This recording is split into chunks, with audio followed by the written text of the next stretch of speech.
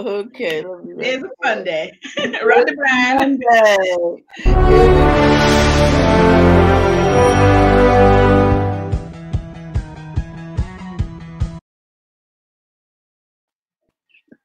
Good morning, everyone. This is Biz Chicks TV.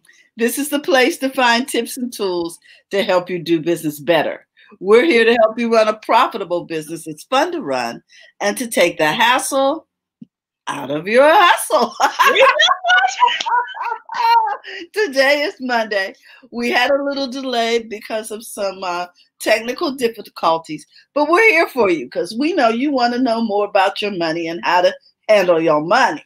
So we brought in a specialist all the way from Toronto, Canada, Coach Karen Fern. Our favorite money mindset coach, all the way from the Money Mindset Academy in Toronto, Canada. So we would like you to sit back, relax, enjoy the conversation. And because we are on Facebook, we would love for you to share this out with your friends and let them know that they too can find other ways to track their money and enjoy their business and their personal finances. So without further ado, I want to give a shout out to my partner, Miss Francine Gregory, real estate entrepreneur and tech diva, and introduce to some, present to others, Coach Karen Fern from the Money Mindset Academy. How you doing, Coach? Fantastic. Fantastic. What a great morning. Oh, good morning. It's been a joy. Look, and people say, are you having a great day? Everyone I see is good. It's everyone, every single one. You better believe it. It's a great day. So here we are. It's a great day, guys. And we hope you're having a beautiful day in the neighborhood, as Mr. Rogers used to say. Yes, beautiful day in the neighborhood. So what's up today, Coach, with our money? So today we're talking about preparing for happy profits. Okay. That's what we're talking about today. And two things we're going to dive into. We're going to talk about what do you think makes your business profitable? And answer that question for me. If you pop in, if you come in later on and you're in the replay, answer that question. Answer it for yourself. And you can answer it for the district so we can come in and check and we can continue the conversation through, typing. And number two, do you put numbers first when planning your business? And for the bottom one here, we always hear about go after your passion, but sometimes that's detrimental to people. So I always say, let's start with number one. What do you think makes your business profitable? And I'll tell you, you gotta really plan and set goals, and that's what makes your business profitable. And we're gonna talk a lot about planning next month, but just a tiny bit. So just pause and let's talk a little bit about it. Take a week, investigate your business. Do an audit on your business, do an audit on yourself, and then do an audit on your business. If you're now starting or you wanting to start in 2021, do all the planning right now. Get yourself up to speed, get yourself ready, give yourself a 90 days, Don't think nothing is running away from you. Sit down there for the week and plan it out. Next month, we're going to talk a lot about how to plan the whole year and then how to break down in quarters and then monthly. And you can understand the rest. I'm not going to total detail because it's part of what I sell in my program, but I'm going to give you an overview of the planning and how it should be. And the reason you want to do this, you want to fashion yourself after a brand that you love. Go and investigate brands that you like. Businesses, big businesses. Don't worry about the small. Check out the big businesses first. See what you like in them. And then check out the mom and pop businesses and what you like in them. And here's why you need both. The mom and pop is the touchy-feely, and if you're like me, I am a touchy-feely kind of person, so I like those. And the big brands really help you with your marketing and sales and keeping you focused because that's their focus. But imagine a small business who's able to combine both of them. It's one of the most wonderful things you can do in your business. A book that I really love is the E-Myth Mastery. It really talks a lot about a lot of things in there. The E-Myth is a good book, but I love the Mastery. Is a bigger read, a bigger book, but it really is a good book. I read it more than once. I got things in there that I work on myself in there because I'm always a work in progress. So you want to understand those things. You hear people who had money and lost money. You hear celebrities, you hear business owners who say, I have to shut my shop because I didn't know where my profit went, because they weren't paying attention. Because they weren't paying attention. Talk to us. Okay. You got to pay attention. You got to know, If I am going to sell a basket and I decide to be the maker of the basket, how much is going to cost me to make that basket? Then I have to research and find out if I bought the basket, would it be cheaper to buy it or at least do part of the work and have somebody else do the other part? Would it bring more profit in the business? That's like a for example. We love handmade stuff, but to be honest with you, when you sell handmade product, unless you got a lot of speed or you develop speed, your profits don't get as large. And here's why. Not because it can't. I want to really stress this. It could. But most people who make things by hand don't have the capacity, not everybody, to charge what they're worth. Because if I made you a rug by hand, I'm probably going to charge you anywhere around $4,000 because I could and I know how properly. But the time it's going to take me, I need to charge you a lot of money and make fewer rugs per year with a quality to be able to survive. So that's the truth. And that's why people start doing things, you know, in that manner. Now, there's nothing wrong with starting off by hand if you were a hand maker. And I used to do crochet hats. And so I am always the profit first. So I'm thinking about speed. So if I know, for example, if I can make a hat in 15 minutes, in half an hour to an hour, that's the timeline. My job in making that hat is to cut it down to half an hour and then 15 to 20 minutes. Every minute, every minute takes away from my profit ability. Because the more time I spend on the hat, the less time I'm going to spend on marketing and sales. And the less time, lesser time I'm going to spend on understanding how the numbers come in. Because as soon as the money come in, because I'm so desperate for the money, it's going to go right back out through the door. And this is not because I spend it. This is because, remember, talk about energy and all that sort of stuff. This is because I don't understand how to manage money. So the energy that I'm driving towards bringing it in is the same energy I'm rushing it right back out the door.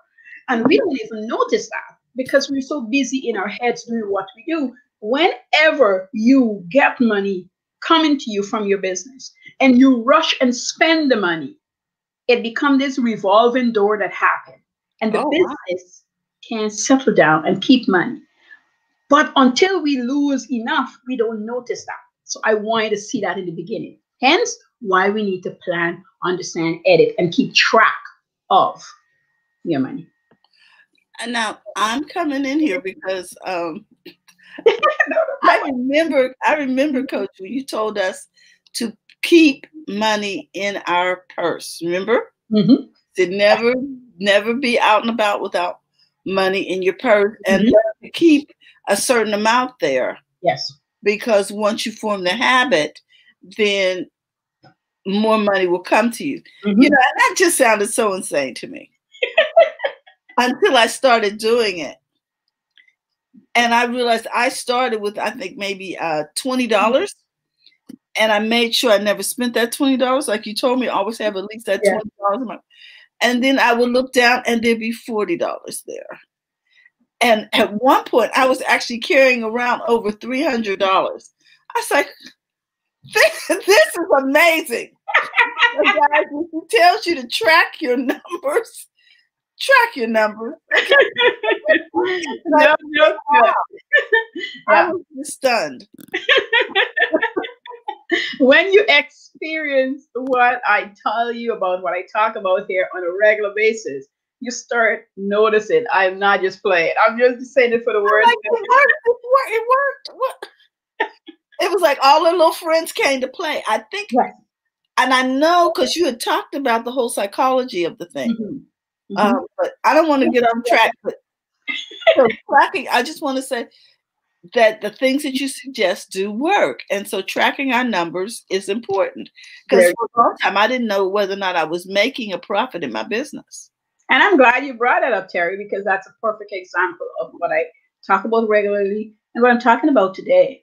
Because some people, most times when I go to audit a business or talk to somebody, they will tell me I'm not making any money. And I always find money. Very rarely I will go to a business and don't find money. There's money there, but it's been playing around, been playing hide and seek, and they weren't tracking and they weren't paying attention. Or they were tracking, but they're not tracking properly. They're tracking here and there. It's like being on a diet and eating whatever I like, but I say I'm on a diet. You know, a diet doesn't mean you have to take away all the wonderful things you love. And that's, I think, is the misconception. My elder son said it to me once. He says, Mom, everybody's on a diet. It's just what you're eating in that specific diet. You Yeah. know, everybody's eating. So it's what you're choosing to have. So then it's really not a diet, it's a menu. It's a menu, it's a lifestyle, but people call it that. So he says, if we're going to talk about diet, let's face it, everybody's on their own diet. And you know, correct. That dictates what happens. So when you're going to start when the kids are right, but go ahead. Right? I know he usually drops it because he's one of those quiet guys. So every now and then he drops me something, and then he makes me stop and pause. Yes. Oh my goodness. Yeah. So you know, yeah. So you want to make sure you understand that, and when you understand that, it's not like you must work in your passion, because you know people like to say you have this one passion. Most of us have thousands of passions. Hundreds of thousands of passions. We might never write them down, but it's there somewhere laying dominant in us, or it's happening, it's popping up every now and then. But if you only focus on that, we couldn't get by. We couldn't live, because you know, you might go to school, for example, for a specific degree and what have you, and you're finished and you realize, I had this professor who said this before I said that, and he was really, we were meeting right here. I loved him so much because he said it. He says, you know, you come to school to get this for that, but there's somewhere in the program, have what you want. The whole program is not really for you. It just appears that way. You need to find what is needed within the program that is for you. And that's what you go after. And that's going to make you happy. That's going to make you your money. And wow, not lie. And most people, you know, well, no, I came for this. No, that's what I'm going to do. Something in there is for you. That's what draw you to the program. It's not the whole program, but you have to do the whole program. We understand, but find out what's in the program that is drawing you there, and then go after that, whether it's business or a job. And same for your passion. You know, I was talking about baskets. You might love, for me, I love when I used to make baskets. I love doing the finishing touch with a big flower on top with the raffia and what have you. And I realized it's not like I didn't like making the baskets, but I love that part. So that was the part for me. That's where everything happens. And because I love that part and I did that part so well, you know, a girl had stolen I had exams, and basket making was part of it in this specific part of the exams again. And the girl stole my basket as hers. And I didn't even have to fuss, because my teacher said, the way Karen loved to do her flowers, you can't, this is not the person's basket to steal. Not your personality right here. We know it's not your basket. It's got her written all over it. All over it. From the color scheme to everything. So then, Coach, what you're saying is find the jewel that is for you in whatever you're doing. Yes. Or whatever program you're trying to learn or studying, or yes. Okay. Yes. I always allow myself to explore, but I know my center, I know my grounding, and I know it's around mindset and money, because I spend the time examining me to get me there, to find out of everything I love, when it's all said and done, what brings me to my center. What roots me, what gets me back there. And it didn't matter what business I want to start. I get all happy, excited. I get pen and paper and I start jotting down numbers. That's who I am. I know. I know how I am. I know where I get you. If this is not you, it's okay. But this still has to be an important part. And you will have to plan so that you can pay somebody to do it. Okay. But if you're going to pay them, one thing I always say, if you're going to pay them, I love doing this with clients. Some people don't want you. If you're going to help a client, I want to do it, but I also want to have them involved. It is easy to say, just give it to them. But if you give it to them and you don't know what's happening, you can't ask the important questions. You don't understand what's going on. You have to. If I came in to audit your business, we're going to have to talk about your money, where it goes, where you spend it. Not anything to insult you or condemn you or judge you. It's just that I have to know. I have to know how you spend. I have to know how money's coming in. This is going to be probably hard for you if you know in deep inside you've been wasting money. You got in your office, you wouldn't do the work you're supposed to do because it's boring work, because you haven't found a jewel in your business that you really love. So you're doing all that work, and that's okay. I will come in and show you how to stack it. If you don't like shipping, if it was shipping, okay, we're going to need a shipping and handling department eventually. Let's plan for it. Okay, I don't like to do marketing and sales. I'm going to learn it, but I'm going to get a really good sales rep. We put that in the business budget that we're planning to get.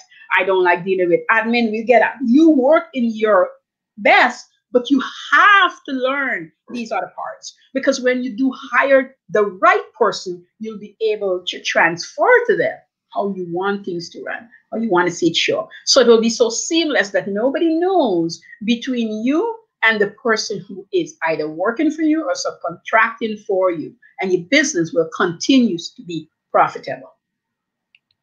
Ooh, okay. All right. And the next question was, do you put your numbers first? We're still around in that realm when planning your business. We're still around in that realm. It has to be first. It has to be first. I love to do hair, but how much money do I need to live off of hair? You know, I had this client once and I told her, I said, you need to make $60,000 as base a year to be a hairdresser. If not, I don't want to hear you talk about opening a salon. I don't want to hear you talk about any of those things. You need to be able to make $60,000. And when we finished conversing, this is what she didn't want to do. This is what she didn't want to do. And this is what she didn't want to do. Then I said, do your hair from home and make 30 grand. That way you don't have to do all these things. But you know, if you really want to grow to get the 60 grand, here's what you're going to have to do.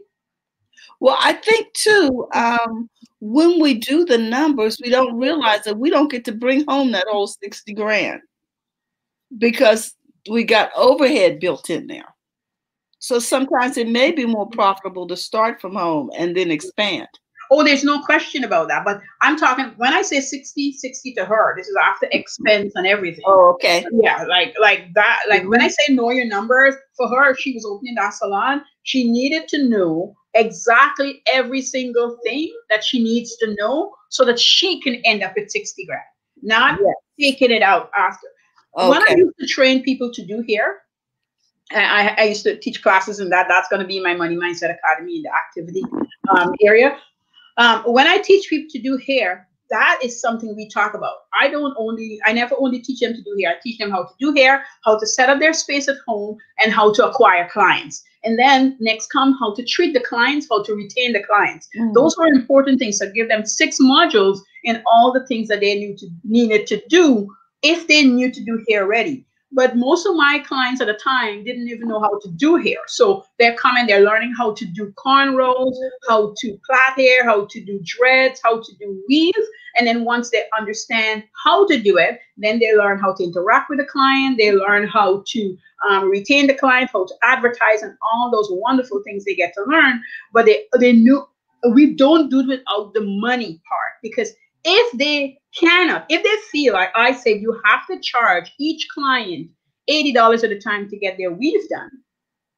And if you get a client that only want to pay you $60, you have to refuse that client, because that client would not fit in with what we just talked about. Because we knew at the time, and it's a specific student, she needed 1 weave client, she needed 1 cornrow client, and she needed 1 client to do any other little thing with that cost $35. That was the money she needed to make per day, 3 days a week. That's it. If she wanted to work 5 was fine, but 3 days a week, because I wanted to give her the bare minimum, and then she can go up. Here's how much money she needs to make, and here's the type of client, and 3 variation. So it might be a dreads, a weave, a this, a cornrow, a twist of that. We had the variations. But what were we looking at really with the variations? We're looking at the style, we're looking at timeline, we're looking at money. Money was at the top. If they can pay this money and you can spend this time doing their hair, you'll be profitable. And here's the combinations. But to get those, you need to market, not today and then whenever. Every single week, you have to have an ad out. Every single week, you go to the grocery store, you need to talk to 6 people. Like when she graduated after 3 months with me, she had, no lie, 30 clients. She was diligent, she listened, and she retained at least 25 of those people. So she was at a 95% retention with the clients she got. And that's through conversation, through talking, because what did we do? We look at the numbers first. We know what she needed and we work towards those numbers. And you have to want to put in the work. And online is no different. If you don't plan and understand how many clients you need to serve per year, or how many products you need to sell per month, per week, you're not going to be profitable. Mm-hmm. Chasing your tail. I don't care how much money you invest. Invest in the money without understanding how you're going to make it back. It's just stupid. I know I don't like that word, but I'm going to say it, just stupid. Let's say it's not profitable. It's not profitable. You can do it. You can do it. Profit, time, plus material. Time plus material. You have to add it. That's your total. You take that total, you multiply it by 2. If it's product, that's wholesale. You multiply it by 4, it's retail. If you can't make that numbers work, you got to find a way. Or you got to change product. Don't matter how you like it.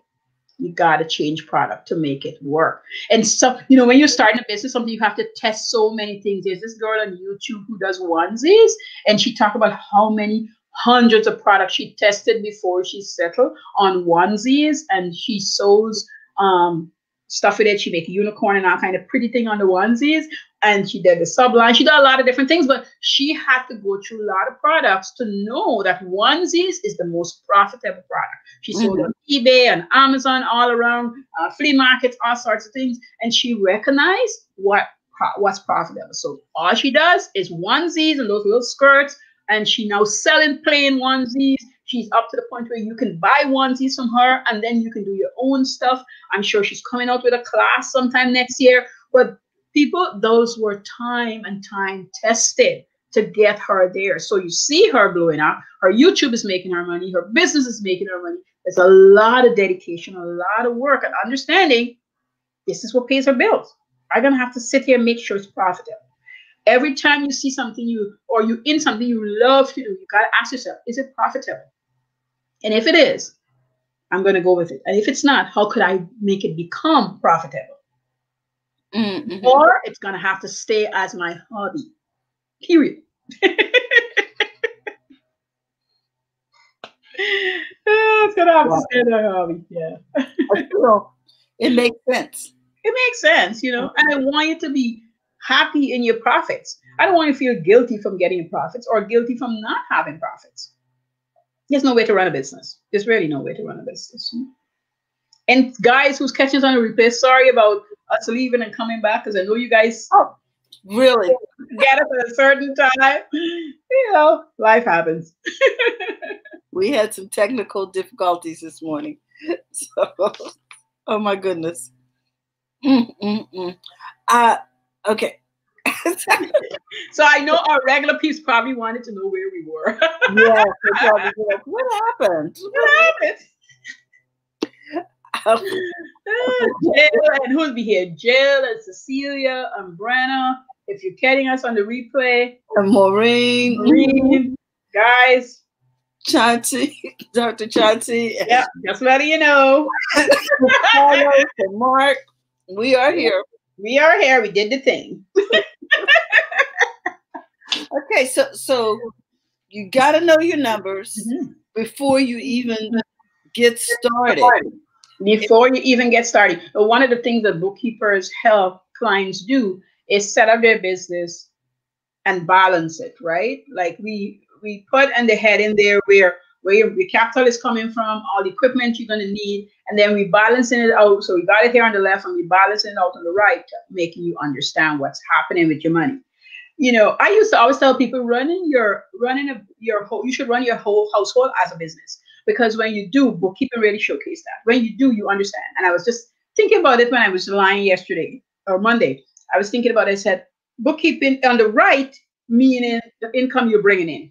Yes. And on the left is your expenses. If we're going to look at bookkeeping terms, if your expenses is not equaling your income, there's a problem. And that's the same thing with business. If what's coming in, what's going out is more than what you're bringing in, there's a problem. So we want to even things out.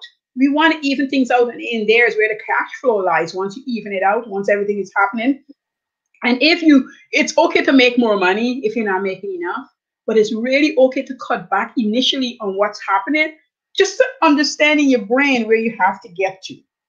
Just to understand. It's not you can't have that coffee or what have you. It's just to understand in your mind where I need to meet. If I need, $5,000 every month, I need $5,000 every month for whatever it is on my expense sheet. I don't need to be spending 6,000 when all that I'm bringing in is 5,000. Think about this: when people do that program, FIRE, whatever, retire early, or even if you retire on time, and there's this. If you didn't save anything, you can get old age pension when you get it. But if you were catering for yourself, most people like that rule with the 4% rule where, the money's coming in. So if you got $1 million and we're looking at the 4%, you can get 40,000 a year. If you needed 60 to live on, you would have to have more than $1 million being invested to be able to get more than $40,000. That's the going thing. People live off a different amount of money.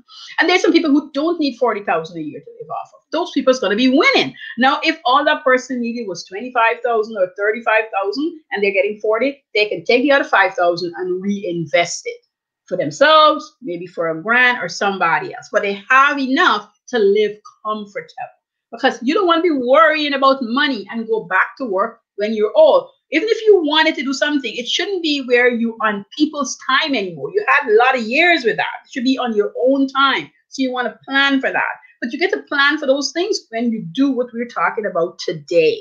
When you do it, it's never too late. If you're in your 50s and you're now starting, do not freak out.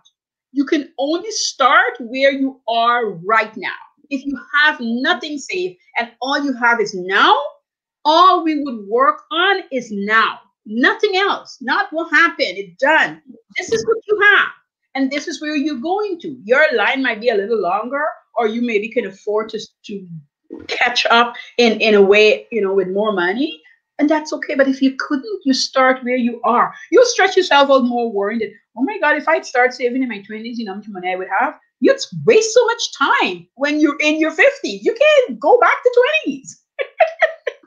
And here's the deal. I'm going to say this to folks who are starting a business in their 50s or their 60s. Remember, the advantage that you have is you probably worked a job that has a retirement plan coming to you, whereas people starting now do not have that advantage because they're getting rid of all of these retirement. All of them are going. All of them. So, that's right, Terry. So that is working in your favor. Don't freak out. Don't freak out. Don't freak out. No matter what you hear going on, don't freak out. Investigate. If you feel like you're freaking out, go investigate. YouTube it. Go to Google. Inquire what you want to know. Read about 6 to 12 of people's opinion, because that's all it is. Read it. Find out where you stand and go ask some really reasonable questions to people who this is their expertise. And they'll guide you. There's nothing to be afraid of. Anybody who you're going to pay eventually to do anything for you is not there judging you, because then they won't get clients. They won't get clients. It's like in my cleaning business. I don't care. I'm not going to take hoarding. That's not part that we do. But if your house is dirty, that's why I have the business. If your house wasn't dirty, we won't be cleaning it. And it doesn't have to be dirty to the tilt. If it's dirty, we won't be cleaning it. Like, girls won't have any jobs. Because there was none. That's where their expertise in. We find it and we fill it. That's my thing for today. Okay. Prepare for happy profits. This is doable. Every time somebody in a business and they say, my business is not profitable, I say to them, are you paying attention to the numbers? Do you know what's happening in your business?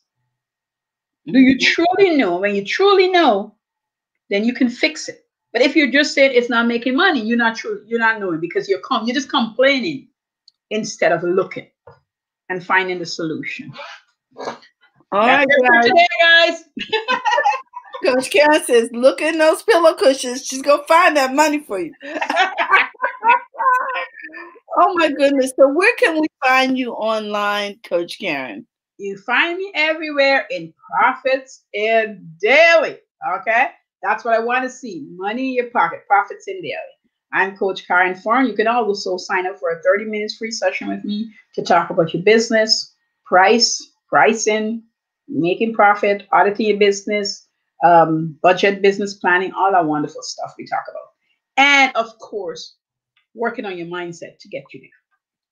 Please, because that is really where the work has to be done. Yes, yes. I don't think we really talk enough about it because it's not something we can really put our finger on, but it does matter. It matters what you think about you and your money. Yes. Oh my goodness.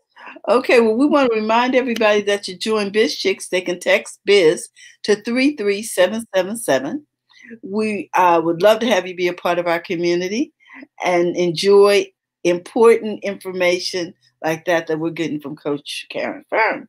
Now, the other thing I want you to remember is that we're here every weekday at 8 a.m. Pacific time. We had a little technical difficulty today, so we got started late, and I apologize for that because we do respect your time, and we do believe in starting on time. And we'll take all of the weight for that today. I'll take all the weight for that since I'm the technician. But you know, anytime I'm pushing buttons, there's a lot of fun, okay? Tomorrow we'll be talking Happy Healthy Habits with Robin Shimizu and friends. And Friday we'll be talking tech in English. Guys, if you need help streaming or getting your message out, contact us here at Biz Chicks. We'd love to help you. You can direct message us over on our website, bizchicks.net, or you can text us over there on our Biz Chicks number. So with that, we just love to help you. Let us know. We also offer tech services for seniors. And so if you have someone in your family who needs additional help, and yes, that's so important right now. So important right now, guys. Yep. Someone who's going to be patient, contact the Biz Chicks. We can help you out. With that, we want to remind you, remember to go to the front of your own line. We'll love you, and we see you tomorrow. Bye-bye.